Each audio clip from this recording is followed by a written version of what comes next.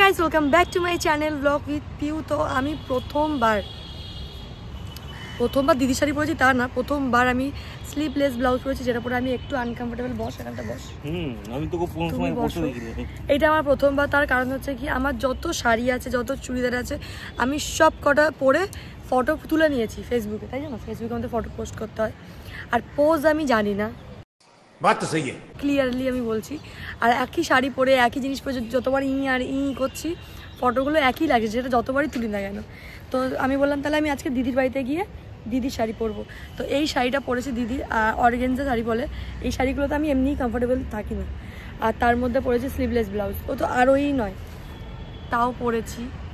তুই চাইলে বল, অনেক শাড়ি আছে নতুন। চাইলে বলতে পারি, কিন্তু দিদি এটা কোনোদিন পরেনি। আর বাদ বাকি শাড়ি আমি যে শাড়িগুলো নিয়ে এসেছি ওইগুলো বলছি। শাড়ি আছে, আমি শাড়ির ভেবেছি আমি ব্লাউজ বানাবো, আর একদম ভালোভাবে পরবো, ভালোভাবে ব্লাউজ বানাবো সুন্দর করে। তারপরে 80-90 কান ওই শাড়িগুলো পরবো না, তো সব শাড়ি একই ব্যারেন্ড নেবো না। যেগুলো আমি বিক্রি করছিলাম সেই শাড়িগুলো এখনও আছে অন্যদের কাছে, তো সেই শাড়িগুলো আমাকে দেবে বলছে, মানে চালাক একেই বলে। আর রেখে দে, তাতানকে দেখো, এই চশমাটা পরে নাও, চশমাটা পরে নাও। দেখো দাদা হাত দিবি না, দাদা কি পাড়ায় দেখ। হ্যাঁ, রোহিত নেই, ও দেখছে রোহিত কোথায় গেল, রোহিত ওকে পার করবে, ওখানে যাবে। হ্যাঁ চলে এসো, চলে এই দেখেছিস না এইদিকে করে। তো যাই হোক, ফটো তুলে নিই, তারপর দেখা হচ্ছে তোমাদের সঙ্গে। শ্বশুর আর শাশুড়ি এসে ডাক্তার দেখাতে তো চলে এসেছি। এখন আমি তাড়াতাড়ি ফটো তুলে যাবো বাড়িতে না, আমাকে যেতে হবে। শোনো, আমি এখন কোথায় যাবো? পার্লারে। তাও আবার কি করতে? চুল স্ট্রেট করতে। বল, আমি চুল স্ট্রেট করছি সেটা বল। লাগবে আমাদের, কারণ প্রমোশন আছে ওই জন্য। সত্যি কথা বললি কেন? কিন্তু চুল স্ট্রেট করতে আছে, এটা বল। কতদিন যেটা সোমনাথ খেলাপ ছিল, চুল স্ট্রেট করিস না, আজকে পুরোটা না, মানে শুধু এখান থেকে নিচটা। হ্যাঁ, আর ওপরটা কেকি দেবে, নিচেরটা স্ট্রেট ঢং দেখাচ্ছে। পুরোটাই স্ট্রেট করবো, মানে প্রায় না, পার্মানেন্ট না, একদিনের জন্য, মানে জল না লাগালে ওটা স্ট্রেট থাকবে। আমি নিজেকে স্ট্রেট ছিল দেখো ভাই। চলো তো ফটো তুলে নি, তাড়াতাড়ি চল। বাবা গাজরের হালুয়া খেতে খুব ভালোবাসে, ওই জন্য ভালোবাসে না। বাবাকে বললাম, বাবা আমি বানিয়েছি, খেয়ে দেখবে, প্রথমবার ভালো লাগে। নতুন নতুন খাবার করছে তো, বলছে কি পুতুল বললো কি আমি বাটার পনিরটা খেয়ে ফিদা হয়ে গেছি। আমি জানিস ও কি সুন্দর কালকেরে গাজরের হালুয়া করেছে, এত সুন্দর হয়েছে। বলছে হ্যাঁ আমাদের তো আর খাওয়াবে না। আমি কেন খাওয়াবে না, তোরা এলেই খাওয়াবে। বলছে আমি যদি যাই রাত্রিবেলা বাটার পনির খাবো আর গাজরের হালুয়া খাবো। ঠিক আছে তোরা আয়, আমি করবো। আজকে বানাবো তো বাটার পনির? না, বাটার পনির মোটামুটি বানাবো না। হ্যাঁ বাটার পনির বানাবো, সরি বানাবো না বলছি। তুমি বানাবে পরোটা, সে পরোটা আমি বানিয়ে দেবো। আর আমার শাশুড়ির সাথে পরোটা খাবে, যেরকম বুড়ির চুল খেলে যে মুখে গলে যায়, ওরকম পরোটাটা বানিয়ে। বল সোম পাপড়ি ওটা? না, ওটা সোম পাপড়ি না, বুড়ির চুল বলে ওটাকে। না, কটন ক্যান্ডি। হ্যাঁ, কটন ক্যান্ডি। বড় ইংরেজির ছেলে হয়েছে তুমি। এটা ধনে পাতা হলে ভালো হতো। আমার খুব গায়ে লাগছে যে এত তোমাকে ভাবছিলাম ফোন করবো, মা ধনে পাতা আনো, কখন পাঠিয়ে করলাম। শাশুড়ি বউ মিলে কি কাঁই কিচি করতে শুরু করে দিলেন। বাবার শরীরটা একটু খারাপ, গলায় কফ বসেছে, তো মা বললো আমি করবো, একটা হলুদ কাটছে মিষ্টিটা বেটে বাবাকে ভাত দিয়ে খাওয়াবো। বাহ, এমনি শিলনোড়াতে বেটে দে।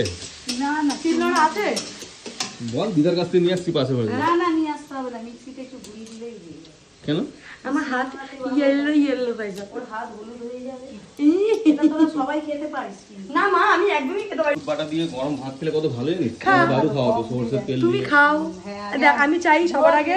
হ্যাঁ দাদু খেত, আমাদেরকেও খাওয়াতো। আমি চাই তোমাদের ভালো। থানকুনি পাতা রস করে মানে বেটে ওটা দিয়েও ভাত খাওয়াতো, গরম ভাত।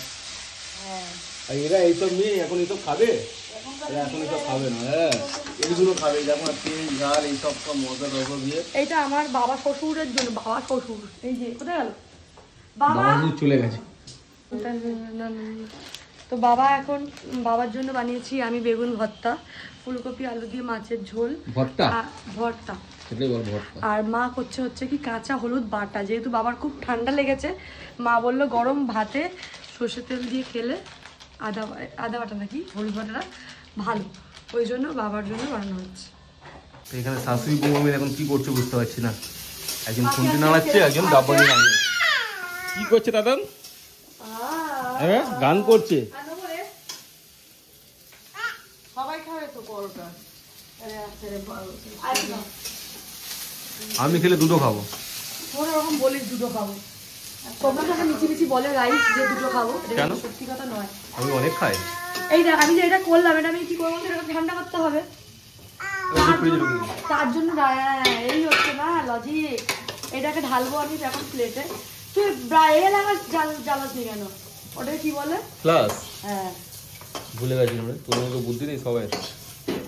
কবে হবে? তুমি নাকি তুমি ব্লগার হবা, তুমি কন্টেন্ট ক্রিয়েটর হবা। ঢেলে নিয়েছি, আবার তো কালকে সকালে ঢালবো। ঢেলে নি একেবারে। ঢেলে ওটা পিছনে ঢুকে দেবে, তাহলে ওতে এ ধরবে। কি বলে আমার মতন মিষ্টি মিষ্টি। ও মামা বেচারাদের চিনি শেষ করে দিলাম, বাটার শেষ করে দিলাম, কোথায় বাটার ইউজই করিনি তো, 2 প্যাকেট তেল শেষ করে দিলাম। জাস্ট জোকিং, বাটার তো ইউজই করিনি আমি এখনো। মা এসে কত হিসাব করছে। কত কি শেষ করে দিলাম। হ্যাঁ দেখ মা এখন দেবে না, বাথরুমে ঢুকবে আর হিসাব নেবে। দেখো এইটাকে দিলাম সোডা, সোডা বেকিং সোডা, এরপর দেবে দই। ও চামচে করে দে, তুই বলে।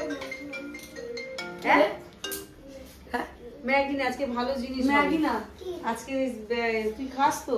না। বাটার পনির না। আর পরোটা। আচ্ছা পরোটা ডিম ভাজা করে দেবো। এই সবসময় ম্যাগি কিসের? ম্যাগি খাওয়া ভালো না সবসময়। ও মামা হ্যাঁ বলো। কি একটা বলতে গিয়ে ভুলে আমি গেছি। তুই বেসনের রুটি খেয়েছিস? ইস না, খাসনি কোনোদিন? বেসনের চিলা আর বেসনের রুটি একই, তাই না? কালকে রে বাবাকে অল্প করে একটুখানি এ বানিয়ে দেবো রে কালকে। পেঁয়াজ। পেঁয়াজ বেসন। বাবাকে একটু এটা হাসছে, না রে নিয়ে এসছে বেচারা। বাবা বলছে কি রে বেসন আনলাম, পেঁয়াজ আনলাম, পেঁয়াজি করে দিই বললি। কালকেও মা, কালকে ডাল বলেছে পুতুলদি কি বলেছে? মাছ, আমি দুটো জিনিস আছে তোমাকে বলবো বলে আমি ভুলে গেছি। এক এখানটায় দাদা দেখাচ্ছি, বলছে বাড়িতে তো তুমি সময় পাও না। এই বাড়িতে যে এইটা স্কার্ফ না, চারকোল। স্কার্ফ না, এটা লাগিয়ে ঠান্ডা করে তারপরে এরকম ছালের মতন তোলে। ওসব আমি মাখবো। আরে পুরো মুখের নোংরা উঠে যাবে। মাছবে, এটা ভালো। আর একটা আছে ভেতরে বাথরুমে যেমন ছোট গোল কৌটো, যেটা ডিটেন আছে। ওইটাও মাখবে। আলাদা আলাদা, এটা একবার মাখবে একদিন। পুতুল আমাকে বলছে, আমি কদিন ধরে ভাবছিলাম মাখবো মাখবো। বলছে তুমি তো সকালে সময় পাও না, তুমি ওখানে আছো। ওইগুলো ঘরোয়া টোটকা, এগুলো ঘরে তুমি এটা এখন আছে। আমি বললাম হ্যাঁ আমি এটা মা কন্ডিশন করে দই রেখে দিয়েছে। ঠিক আছে, দইটা রেখে দে, আর দিস না অত করে। কি করবে দইটা? থাক না দইটা, আরে দাও না, ভালো লাগবে, টেস্ট হবে। জানি আমি ভালো লাগবে। তাহলে অত কঞ্জুসি করার কি আছে? আমি পিওকে কি বলেছি? আর না মাখবো কেন, রাখ না।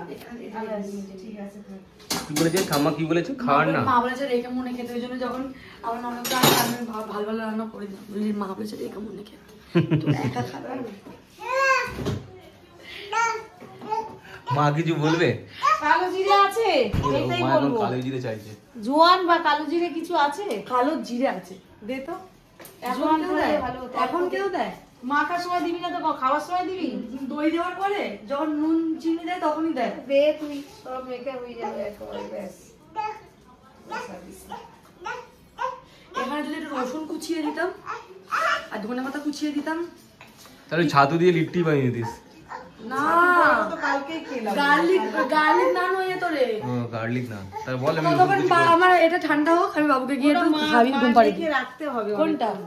নানটা বানাতে গেলে দই দিয়ে দুধ দিয়ে আমি বলছি কি এ মেখে। বাটার পানির অলমোস্ট কমপ্লিট, আর মায়েরও পরোটা অলমোস্ট কমপ্লিট, মায়ের কয়েকটাই বাকি আছে।